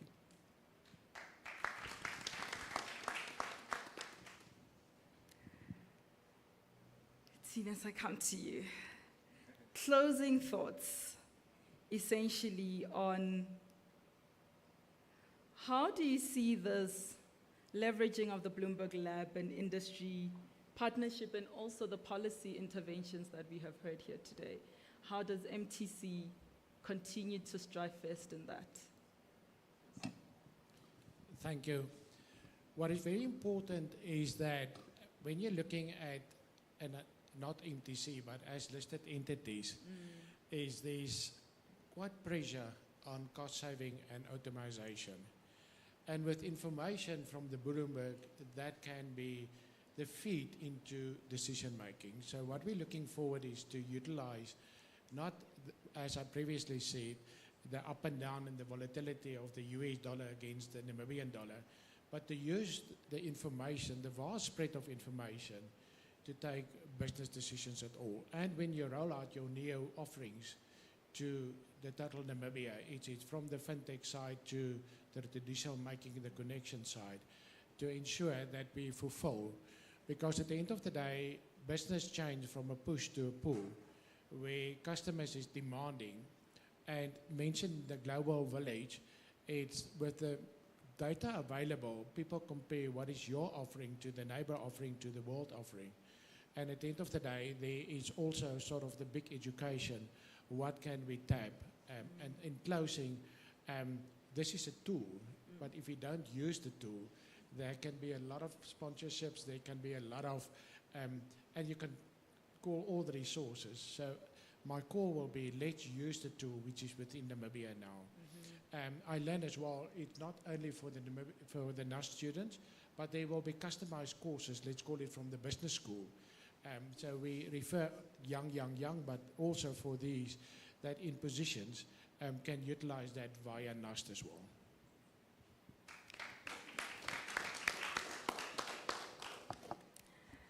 Just echoing Tina's word, underutilization is the enemy of progress and success. And I think we can all agree. And that brings us to our panel discussion. And I just want to ask the panelists just to stand in line here for pictures to be taken. And then I guess there will be closing remarks.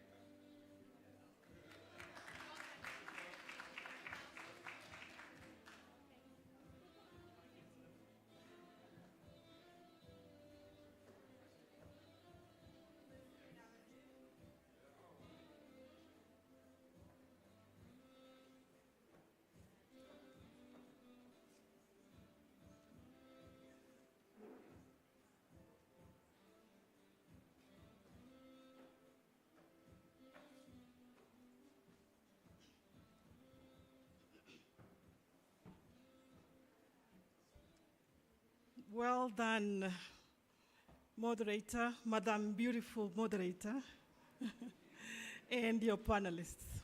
Round of applause. Maybe to sum up, I think we are running out of time, but perhaps just to have some few thoughts from the panel discussion, that we will birth what does not exist. Brilliantly said by our own Vice Chancellor. Yes. The collaboration will make it happen. Program curriculum development review will be aligned to this new provision of financial literacy and fundamentals.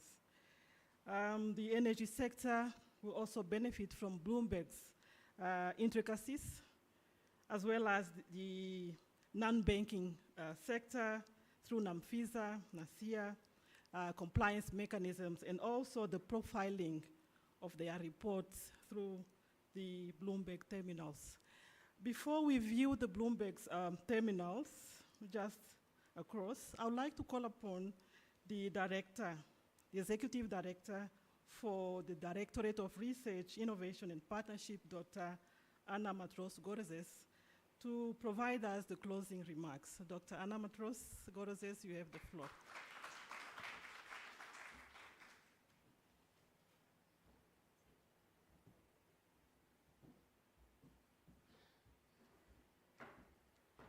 Thank you very much, Madam Facilitator, Moderator. Just find the right spot. Okay. Let's just get the aeroplane over. I'm absolutely delighted to stand here. And normally, ladies and gentlemen, industry leaders, financial sector leaders, they don't allow me to say the last word. So I'm thinking this is an absolutely great opportunity to say the last word. You will see here at NAST, we do it a little bit differently. So closing remarks will end with a PowerPoint slide. So if I can just draw your attention a little bit to the slide deck. I promise, Madam Moderator, it's still the same time you've allocated for us. But the discussions that we had, Honorable Minister, your keynote remarks really align with what is in store with the NAST Innovation Hub. I will maybe pause a little bit and indicate that we look at the logo. It also has a deeper meaning to it because it speaks to, it's a representation of creativity and limitless possibilities. That's what we are saying within the NAST Innovation Hub. Now, at the heart of the design, you will see the eye, the red eye, which stands as a pillar of identity. It symbolizes the students, the staff, and the partners who are the driving force behind the transformative change. Now, the I is not just a letter in the NAST Innovation Hub. It's an invitation to step into a space of ideas where we incubate students taking entrepreneurship forward and as a culture in itself, so that this is a space where you can take risks without fear and where innovation thrives. It also speaks to the I as an individual, where we would want our students, our staff, our partners to go there and see themselves and be seen. So you will see on top of the I, there's a fusion of science, because the undertone is research in itself, exploration, right? Technological advancement. But it also speaks to the interconnected knowledge that is being developed within this particular space. And that also speaks to the collaborative spirit that we've been talking about. I heard the minister keep saying, let's do this together. And that is exactly what this particular, the logo in itself, but also this space that has to offer. And of course, the blue is NAST blue, speaks of stability, professionalism, forward thinking. Can I go on, VC? But it's really looking at the forward-thinking mindset change that we're talking about. And a lot of the panelists were talking about that. Let's think outside the box. Let's do it a little bit different. And also the blue obviously stands for passion, what we are known for, but also boldness. And finally, what the VC likes to see is the disruptive thinking. Now, I would like to move the slides, if I can, and maybe just take you through a visualization of that. And it will make it very clear in a minute why I'm doing that. Our Deputy Vice Chancellor for Research and Innovation spoke a little bit about the Innovation Hub. And as we know, once we are done now, we will have a look at a temporary space where Bloomberg Lab is housed. And what I'm showing now is where the permanent space will be. Bloomberg, South Africa, permanent space will be in this particular space. I will do it very quickly. This is where you will note that this is where our current Namibia Business Innovation Institute is housed. It is it is space opposite, just opposite the road, and we are looking at it to remodel it to fit the purpose of what we're talking about today.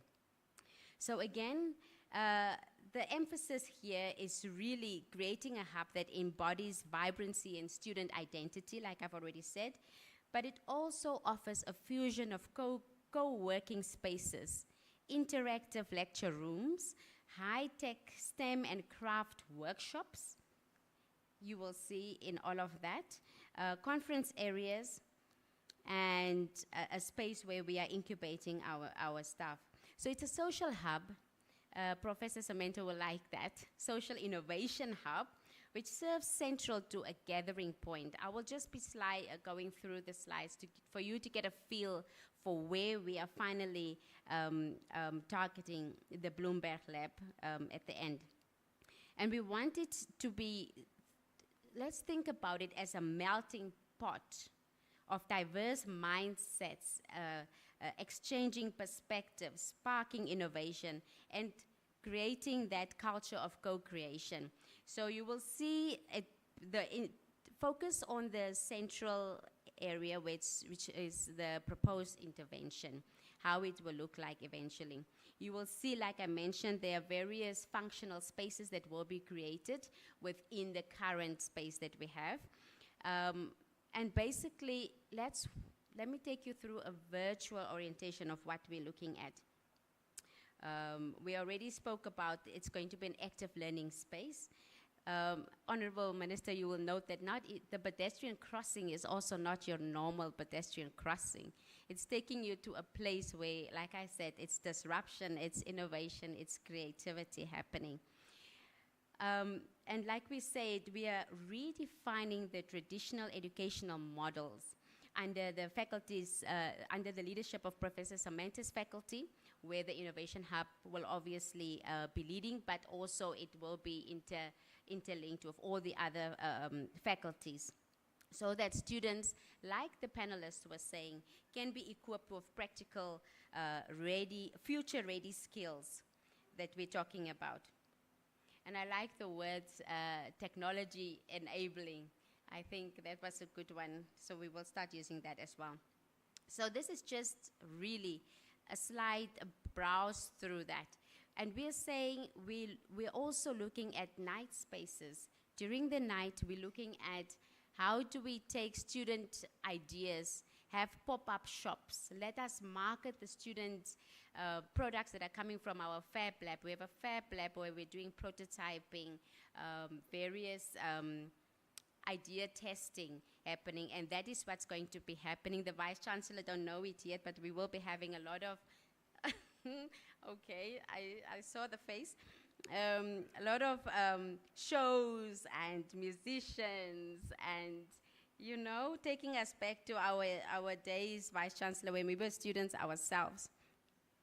But that is another discussion. I see my DVC Finance is also like, But it is talking about a vibrant space, ladies and gentlemen. And this is just a glimpse of what the Innovation Hub will be looking like.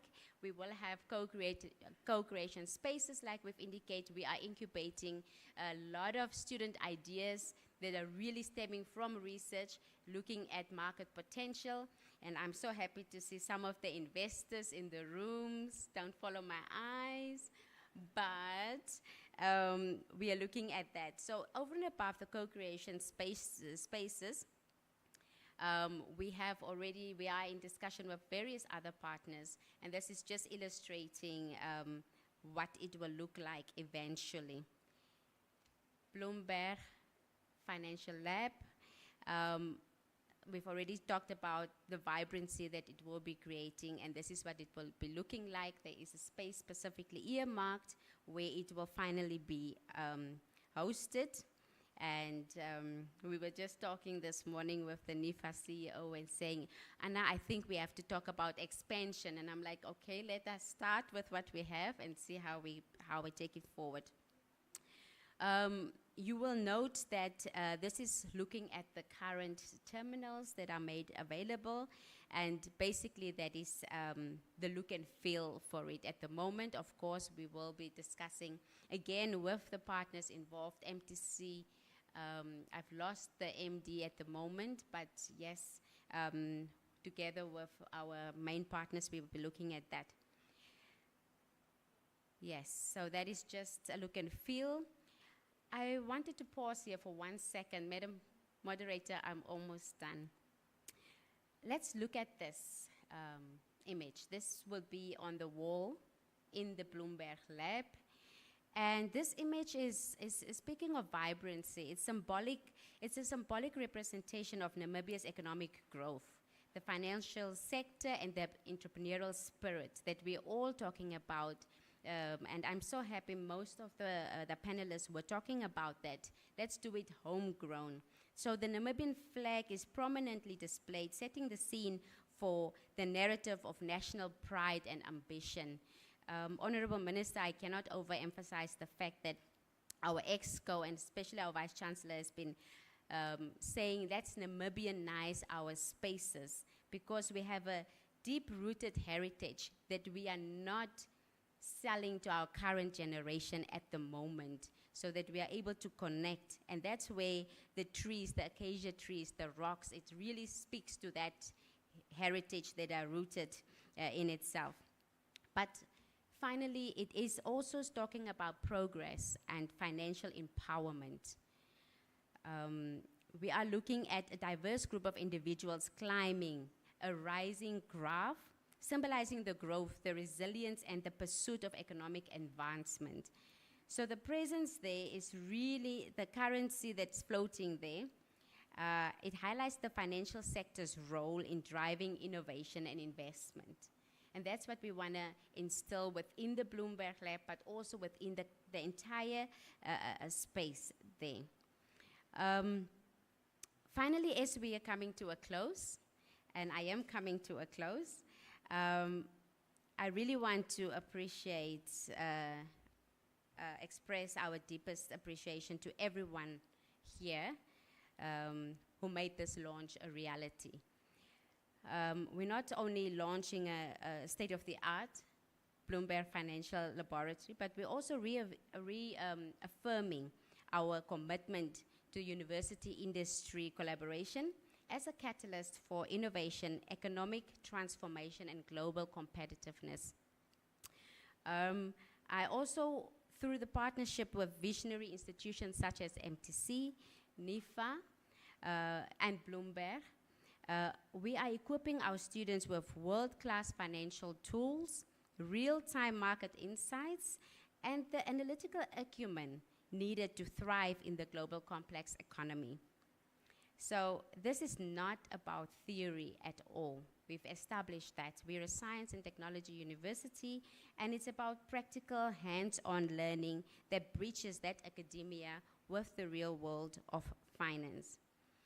I see we have a lot of financial sector participants here, and we also, while many of the financial sector remains fixated on return on investment, and I'm looking at my partners there. Here we are looking at, here at NAST and with our partners, we would like to proudly emphasize on return on impact, transforming the transformation that will bring individuals, industries, and our nation as a whole together. So at this point, Madam Facilitator, I would like to close off. You will see on the slide, we always emphasize we make it in Namibia for Africa and beyond. And that has always been our motto here at NAS, so that we can live through that, so that we can also have labels in the market, make in Namibia, made in Namibia, and then we take it to the African continent and beyond. So I think as we stand here at the new era of innovation, I would like to extend my deepest appreciation to Una Stierma Architects, that were behind the 3D conceptualization that you've just witnessed. They really managed to conceptualize the vision that our EXCO had, especially the NASP Vice Chancellor. They could translate really what we wanted to do with that particular space. So I would like to appreciate them in their absence as well. May I, at this juncture, also greatly appreciate our Vice Chancellor, our EXCO members. They are all here in full attendance. Our industry partners, future industry partners and collaborators. Your presence really is a testament of the power of partnerships, shared aspirations, and a collective commitment to driving real impact. We appreciate that. I would like to pause here, Madam Facilitator, and ask the Vice Chancellor, MTC's MD, or a representative of MTC at this point, and the NIFA CEO to please hand over small tokens of appreciation to our panelists and our moderator. If we could ask that, it's really small in terms of what we can say, but we really just wanted to indicate that appreciation from our side.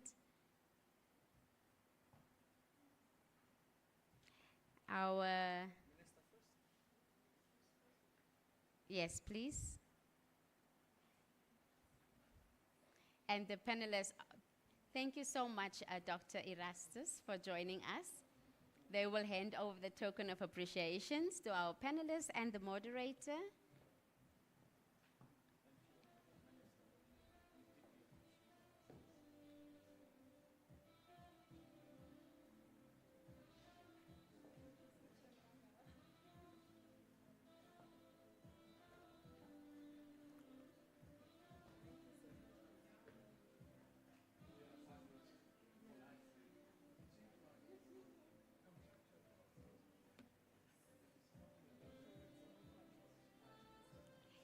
Maybe we will not have conversations, but we will say thank you, VC.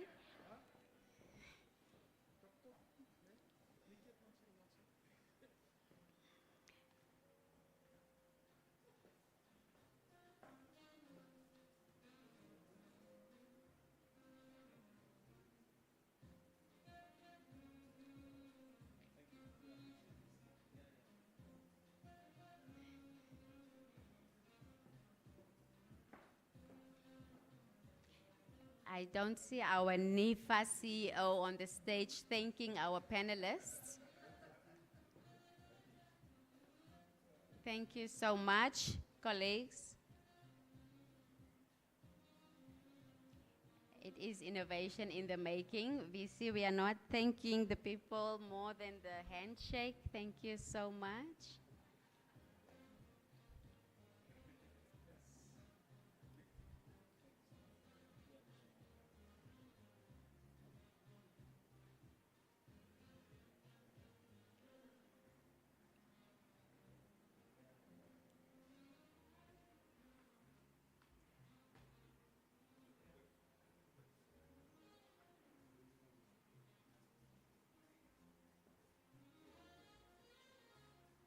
Thank you so much. Finally, before our distinguished leaders sit down, I would also like to please ask Mr. Ian Erlang from RMB to come. This is very small in comparison to the donation we have received from RMB. And we're looking forward to adding RMB also to the logos. They have done a remarkable donation, and you will see when you go into the lab, the screens that are there is from RMB. So thank you so much. Thank you very much. And Madam Moderator, I will end here for you to guide us on the logistics to the tour. Thank you.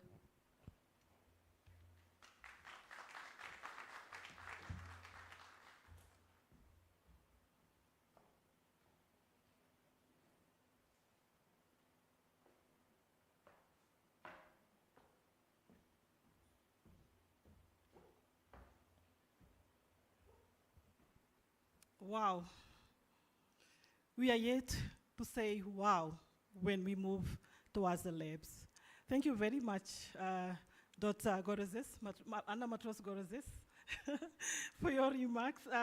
Doctor, I couldn't really, stop and think how innovative you are.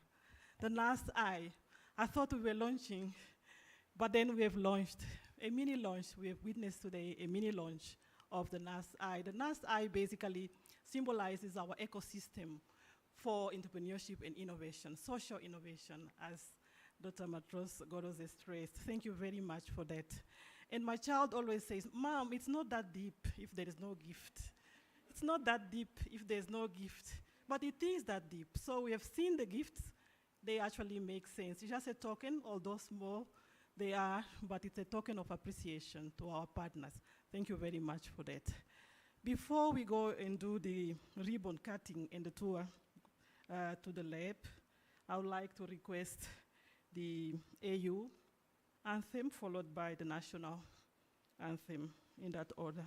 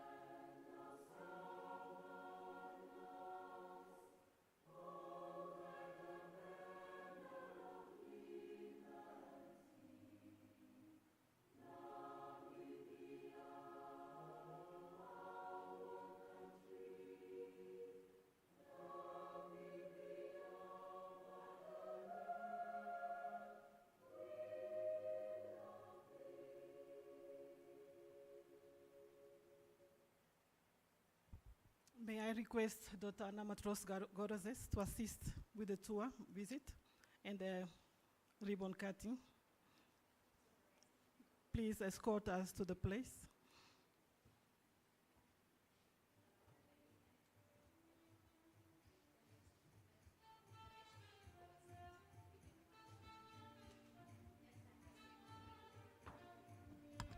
Just an announcement, most of us will remain here seated. We'll be able to watch from the monitors here. So the high table can actually do the honors, and we will observe from here. Please be seated.